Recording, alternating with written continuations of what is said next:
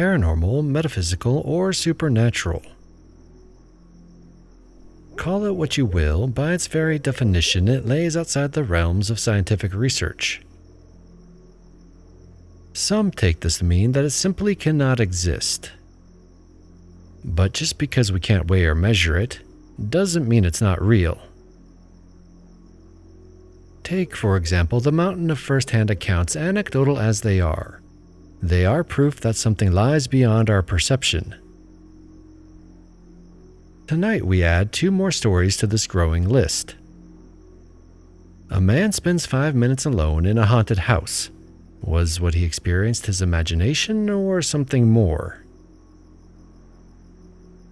A woman has 3 encounters with a bizarre spirit. Can you describe what she saw with her own eyes? These are ghost stories you can't explain. I bet more than a few of you can relate to this, especially since every town I've ever lived in, and with my dad being in the army, I've lived in a fair share, has a house like this one. You might know the one I'm talking about. The one with boards on the windows, and a porch that looks like it would fall over in a strong wind. But not just any old rundown house. No. Those are a dime a dozen. I'm talking about the one with the story.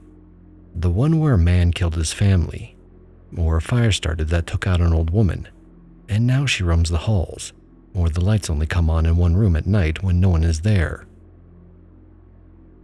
It was the fall of 2002. We had just moved.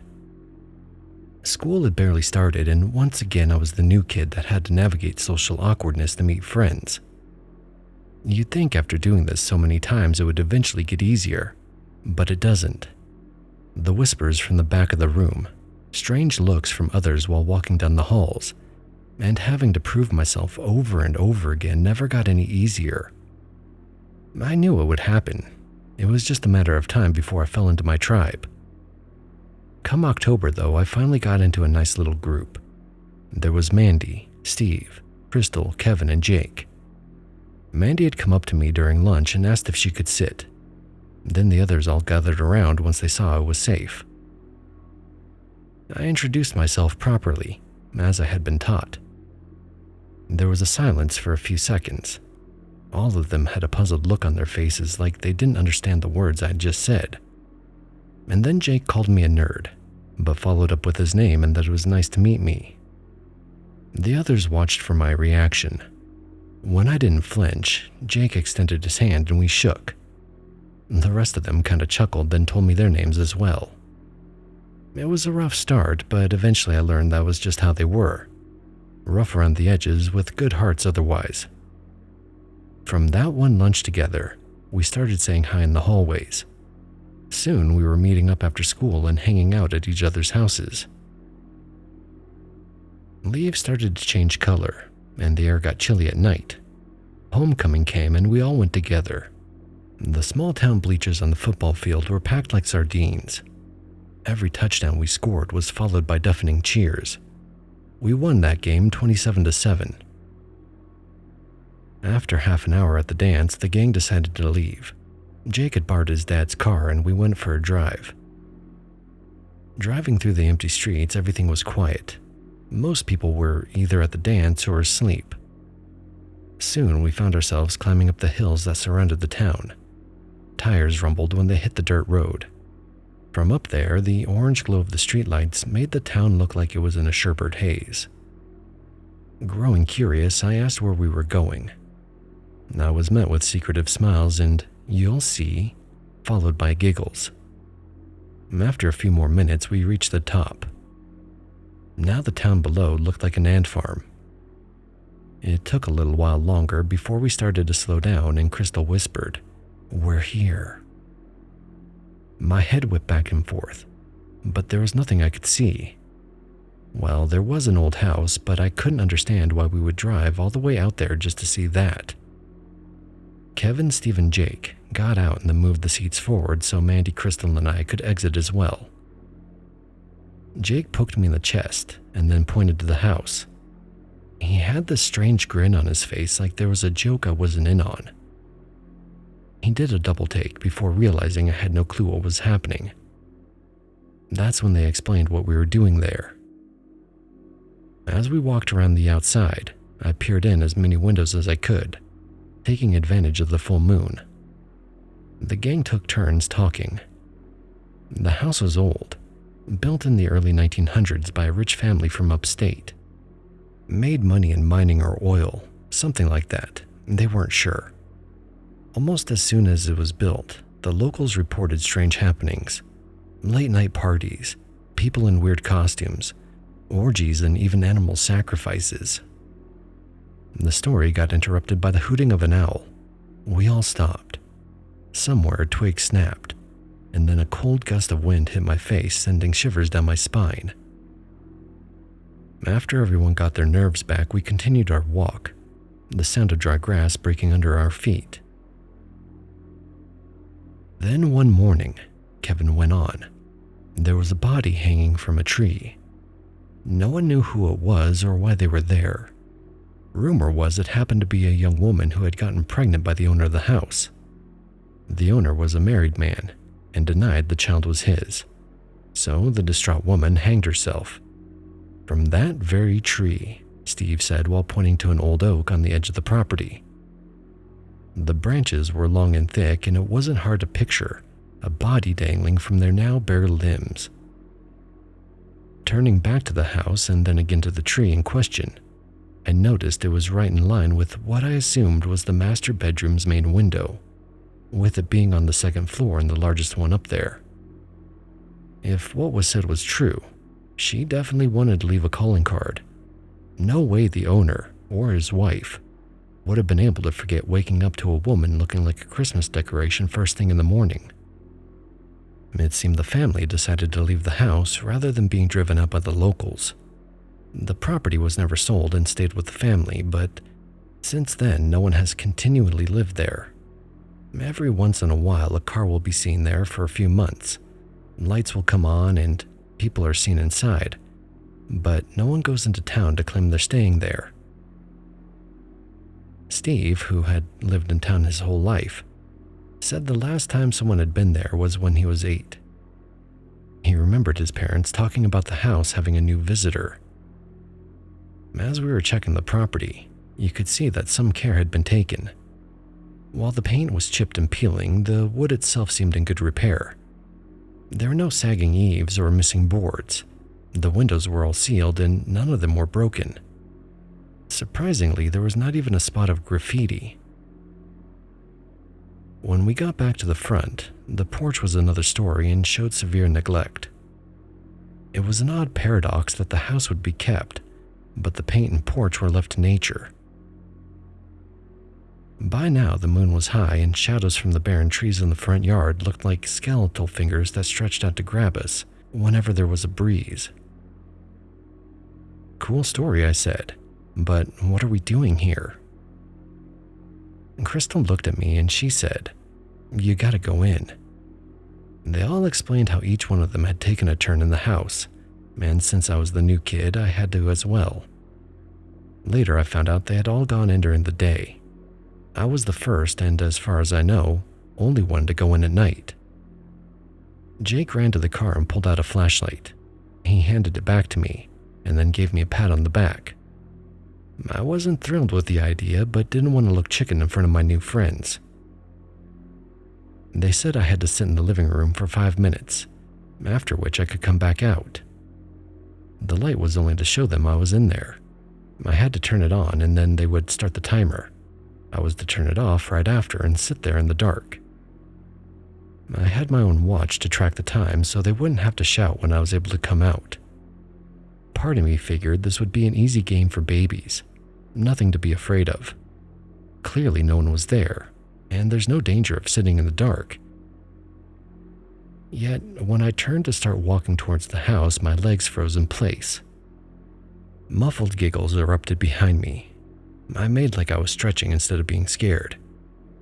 Bent over and touched my toes, then kicked each leg backwards.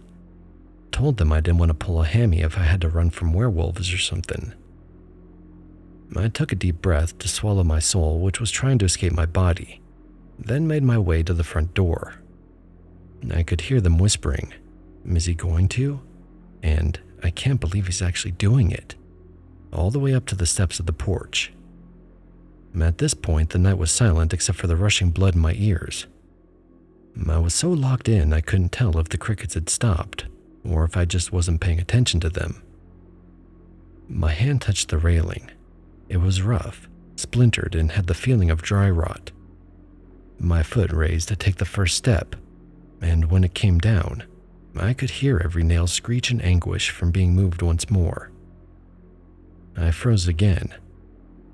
If there were such a thing as ghosts and they had ears, every one of them in a mile radius would have heard that sound. It took probably a good full minute before I moved again. Each step sounded the same, long drawn-out squeals that would raise the dead. 6. There were 6 steps to the top of the porch. The squealing stopped, but now as I crossed each board, shivered and threatened to give way when I put my weight on them. I was hoping, praying that the door would be locked and give me an excuse to turn back. In my mind, there was no way someone would leave it open for anyone to walk into the house. I should have known better, though. The gang wouldn't have put me up to this dare if I couldn't complete it. The doorknob was brass and glinted in the pale moonlight. There was some kind of scroll work on it, but I couldn't make it out. It was cold to the touch and oddly soothing. My skin was hot and prickly from anxiety. The coolness of the handle gave a brief respite and took my mind off my fear for a second. Slowly, I turned the knob, still hoping it would stop and I could go back. But then I heard a click. Offering only a gentle push, it cracked open. With one last look at my friends, I smiled and gave them a wave before disappearing into the darkness. Black emptiness pressed in on all sides as a lump formed in my throat. Out of everything I expected to feel once I was inside, loneliness hadn't been on my mind. I might as well have been 100 miles from the safety of my friends if any of the horrible things going through my mind actually happened. Swallowing hard, I continued on. My foot caught on a loose board and I stumbled, but caught myself on a wall right before I hit the ground. With my hands, I felt along the papered surface, which guided me deeper down a corridor. The beating of my heart ticked away the seconds. Each step from my feet dragged on into eternity. I jumped at every creak, every crack, and every perceived threat until I finally saw a sliver of light pierce the black veil. Like a man lost in the desert who has found water, I rushed towards the source. The hall gave way and opened up into a grand living room.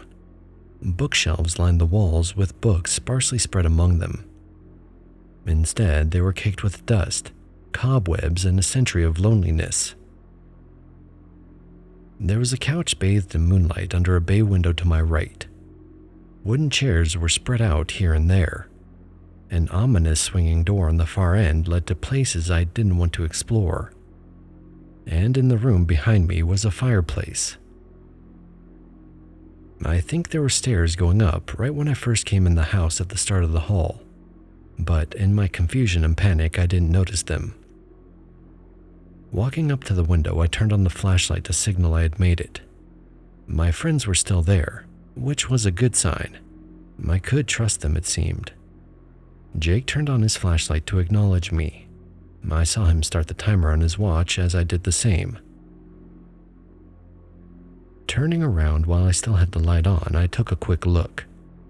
There were pictures on the wall that appeared to be hand-painted.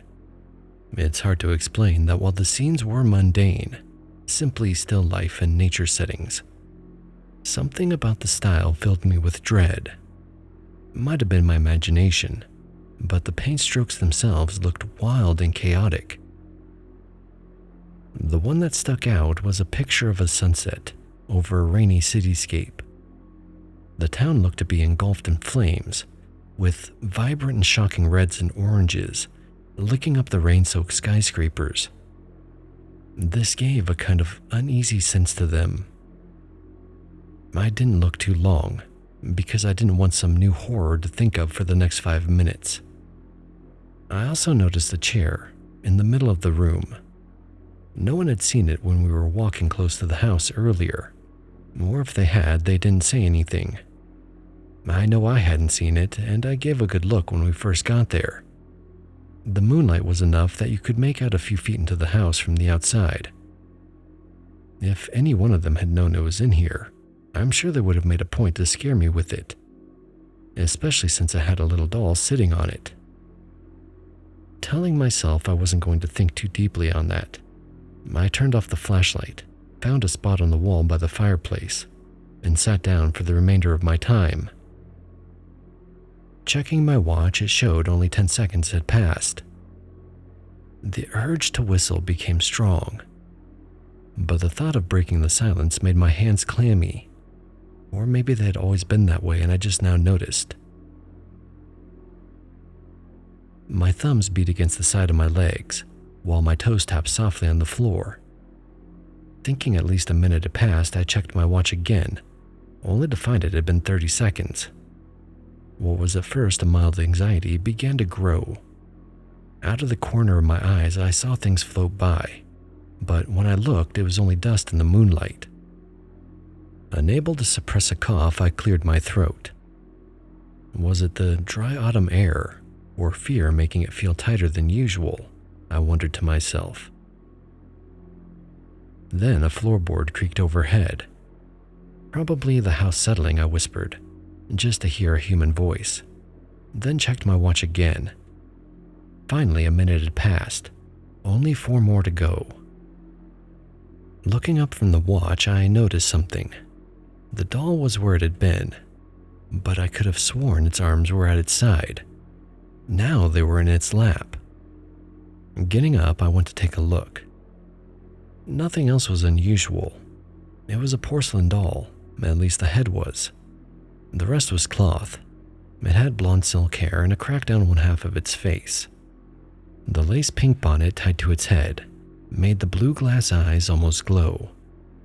The dress was pink as well, with white lace frills on the edges, stained a sickly brown from age. While I was looking at the doll, there was another creak of the boards from above, followed by a click. If I hadn't been alone, I would have thought someone closed the door upstairs. My mind started to race. Ghosts aren't real, but what if someone was squatting in the house? Images of a crazed person coming through the swinging door or out of the dark hallway started to flood my mind. My breathing quickened and my heart beat a little harder. Figuring it was best to stay still, I went back to my spot against the wall and checked my watch again. Damn it, why does time move so slow? I still had 3.5 minutes left. Oh hell no, I thought to myself. Maybe I brushed it when I went to sit back down, but the doll's head was now tilted at a slight angle towards me when I was sure it had been looking straight ahead before. I caught myself holding my breath. The air was ripe with anticipation. For what, I wasn't sure. Silence was assaulting my ears, only punctuated by the beating of my heart. No, it wasn't my heart. I could hear the tick-tock of a clock somewhere in the house. A grandfather clock, judging by the sound of it. My grandpa had one when he was alive, and I could remember it clearly. Whether it was my nerves or the temperature, I'm not sure, but I began to shiver, and the room felt colder now. Huddled against the wall, knees to my chest, eyes barely poking above my legs, I held myself. The sound of the clock was replaced by a child's laughter somewhere in the distance. It was there, but not there all at once, then gone just as fast. Floorboards above me creaked again. This time dust drifted down from the ceiling, implying weight had been applied to them. 2 minutes were left according to my watch. My fingers tapped furiously against my legs as I began to rock back and forth. Goosebumps crept across my arms and neck. I glanced at the doll. Nothing had changed, which reassured me a little. There were no more ticks from a clock or laughter, and I was able to convince myself I had imagined them. Then the door across from me moved. Not a lot, just a little, but I could see it sway a bit in the darkness. The thought occurred to me that maybe one of my friends had snuck in through a back door or something and was trying to play a trick on me, so I got up to take a look. All were accounted for. They stood there in a line, and I could see them talking to each other while watching the house intently. Crystal noticed me and gave a wave. I waved back, then returned to my spot. A minute and a half was left. I let out a sigh of relief, knowing this would soon be over, and even chuckled a little. The chuckle died in my throat when I felt an icy chill spread across my left shoulder like a hand was trying to grab me. With a jolt, I stood and turned, but nothing was there. Then something ran across the floor upstairs and another door shut. Looking up to follow the noise, dust fell into my eyes, making my vision blurry for a second. While trying to blink out the dust, I swear something ran across the room in front of me. Through my watery eyes, I couldn't make out anything for sure, but it was a black streak like a shadow going from right to left. Without thinking, I turned on the flashlight to see what it was. There was nothing there, but I did notice that the swinging door was moving even more than last time. If I had been shivering before, by now I was seriously cold. The drop in temperature was noticeable, and I couldn't chalk it up to my nerves any longer. I was about to forget the whole thing and leave until I noticed I only had 30 seconds left. Against my better judgment, I decided to stay. Turning around to sit down, I happened to see the doll again. No mistaking it this time. The head had fully twisted around to look at me. It was impossible I had brushed it or moved it without noticing, since I was about 3 feet away from it. Quickly, I made my way back to the front door, flashlight on, not caring about winning a stupid bet. My focus was straight ahead. I didn't look at the creepy pictures lining the wall of the hallway, or all the cobwebs on the ceiling. When I hit the door, the timer on my watch began to beep. It took all I had not to look behind me or up the stairs, where I was sure something terrible would be standing to watch me leave. Even when I closed the front door, I simply pulled it shut and headed down the porch steps without turning back to look. My friends rushed up to greet me. They couldn't believe I had made it the full time. Kevin slapped me on the back, Steve shook my hand, Jake gave a high five, and both the girls hugged me. Without even a backward glance, we made our way to the car and headed back to town. Not to brag, but I was kind of a legend at school after that. My family stayed there until I graduated high school. My friends and I never went back to that house again. I heard from Steve that the house was torn down a couple of years after I was in college. The owners finally tried to sell it, but no one would buy the house, so they got rid of it. Years later, looking back on it, I can't say for certain the house was haunted, but I can't say it wasn't either. I can say, however, that strange things happen all the time, in different cities, in people's lives, and in ways that we aren't able to explain. After that experience, I'm a lot more open-minded to the paranormal.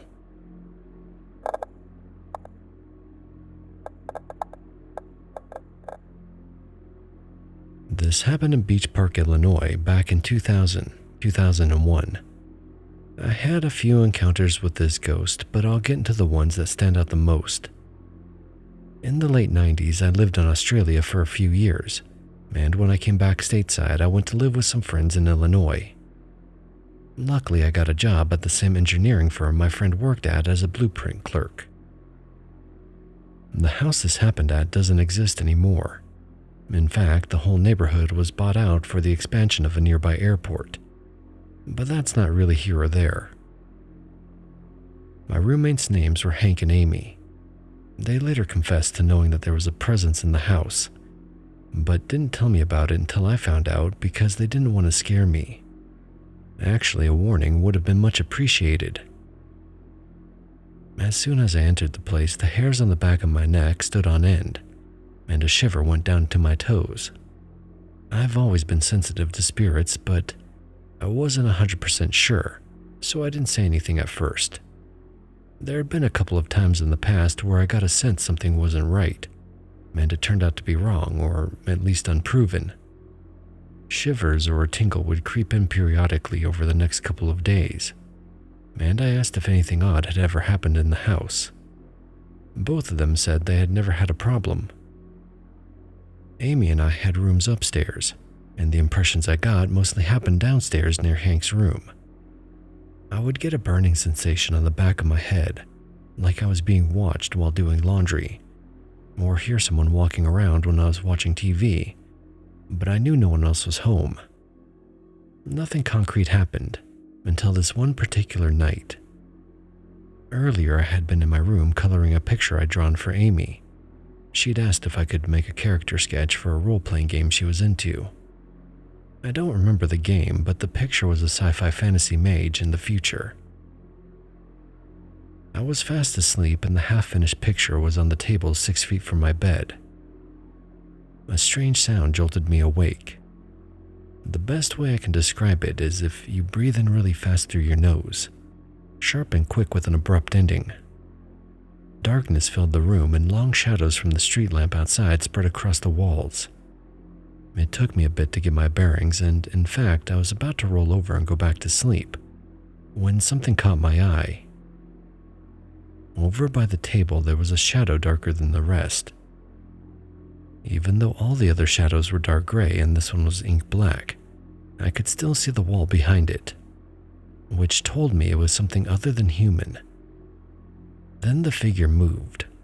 Quickly, my heart skipped a beat when I realized I wasn't alone.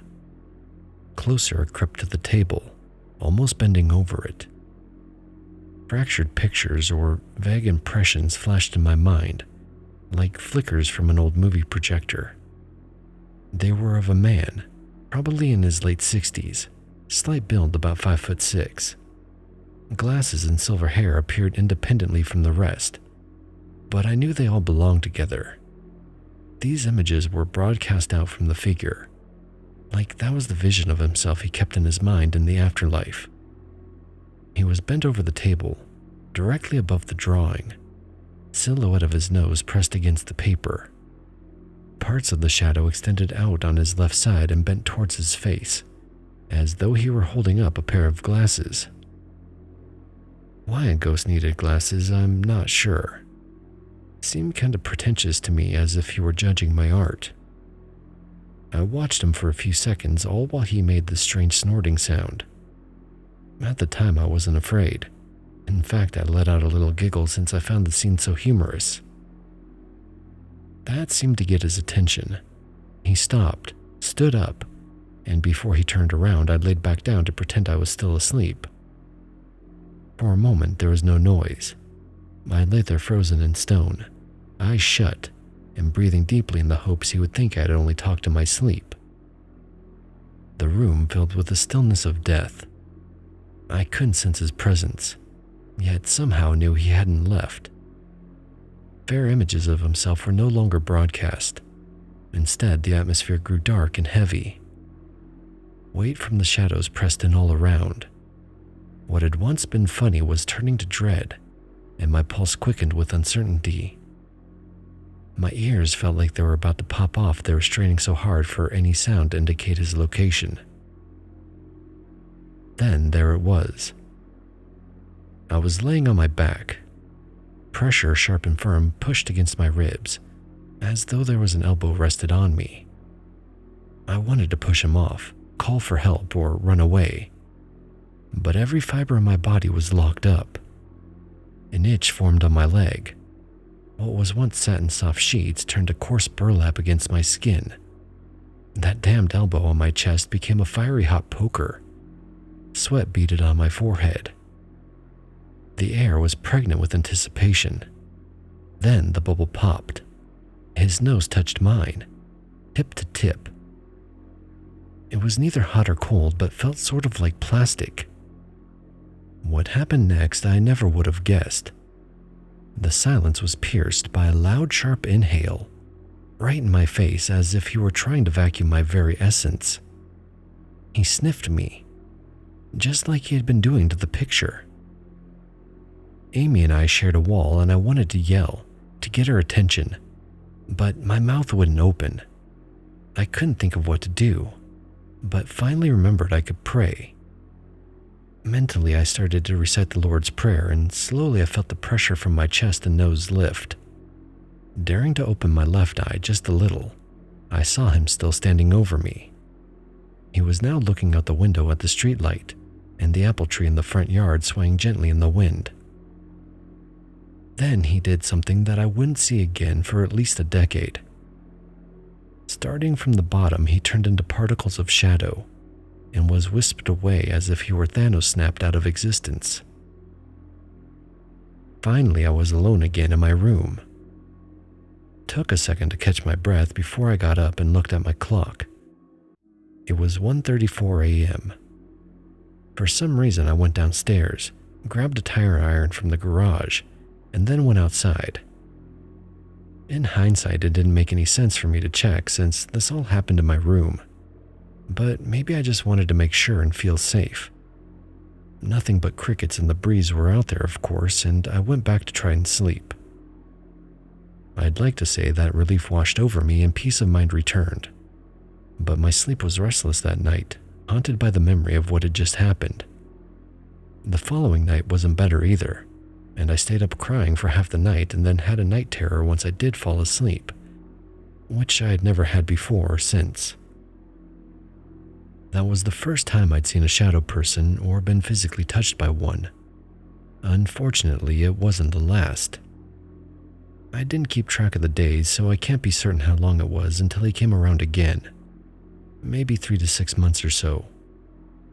One night I was outside smoking, a habit I've since quit. The main door was open, with the storm door being the only one that was closed. Taking a drag, I noticed something out of the corner of my eye. A dark figure walked toward me from inside the house. But then I lost sight of it at the only place it could turn, which would be the kitchen. Thought it was Amy, so I waited to see her walk past the big window in the living room to give her a wave.